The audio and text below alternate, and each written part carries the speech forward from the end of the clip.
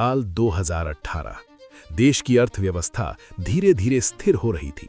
लोग बैंकों पर भरोसा कर रहे थे, लेकिन इसी भरोसे के पीछे एक ऐसा खेल चल रहा था जिसने पूरे सिस्टम को हिलाकर रख दिया।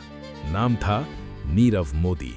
एक ऐसा नाम जो पहले हीरों की चमक से जुड़ा था और कुछ ही दिनों में भारत के सबसे बड़े बैंकिंग घोटालों का चेहरा बन गया। नीरव मोदी एक मशहूर ज्वेलरी डिजाइनर। दुनिया भर में उसके शोरूम, हॉलीवुड से लेकर बॉलीवुड तक बड़े बड़े सेलिब्रिटी उसके ब्रांड को पहनते थे। सब कुछ परफेक्ट दिख रहा था, लेकिन असली कहानी पर्दे के पीछे लिखी जा रही थी। मुंबई का पंजाब नेशनल बैंक, देश के सबसे पुराने और भरोसेमंद बैंकों में से एक। यहीं से शुरू हुआ वो खेल जो इतिहास बन गया। नीरव मोदी और उसके मामा मेहुल चोकसी ने बैंक के कुछ अंदरूनी कर्मचारियों के साथ मिलकर एक ऐसा रास्ता खोज लिया जिससे वो बिना असली पैसे के विदेशी बैंकों से लोन उठा सकते थे। इस सिस्टम का नाम था LOU, यानी लेटर ऑफ अंडरटेकिंग। एक ऐसा डॉक्यूमेंट जो बैंक की गारंटी पर दूसरे देशों के बैंकों से पैसा दिलवाता था। लेकिन यहाँ खेल था, ये LOU बैंक के असली सिस्टम में दर्ज ही नहीं होते थे।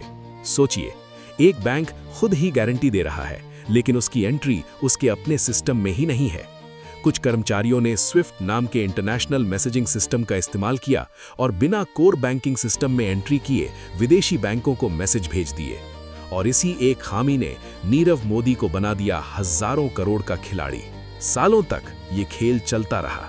एक LOU खत्म होता तो नया जारी हो जाता, पुराने कर्ज को नए कर्ज से छुपा दिया जाता। सब कुछ शांत था, किसी को कुछ पता नहीं चला। लेकिन हर खेल का अंत होता है। जनवरी 2018 जब नीरव मोदी के कर्मचारी बैंक पहुंचे एक नया LOU जारी करवाने के लिए, तो बैंक अधिकारियों ने कहा, पहले पुराना कर्ज चुकाओ। और यहीं पहली बार सच सामने आया। बैंक के रिकॉर्ड में ऐसा कोई कर्ज था ही नहीं। जांच शुरू हुई और जैसे जैसे परतें खुलती गईं, वैसे वैसे एक ऐसा घोटाला सामने आया जिसकी गूंज पूरे देश में सुनाई दी। करीब 13,000 करोड़ रुपए एक बैंक से बिना किसी सुरक्षा के विदेश भेज दिए गए थे।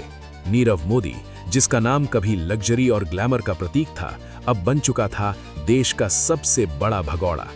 घोटाले के खुलासे से कुछ दिन पहले ही वो भारत छोड़ चुका था। CBI, ED, इंटरपोल सब उसके पीछे लग गए, लेकिन नीरव मोदी एक देश से दूसरे देश भागता रहा। आखिरकार 2019 में लंदन में उसे गिरफ्तार किया गया।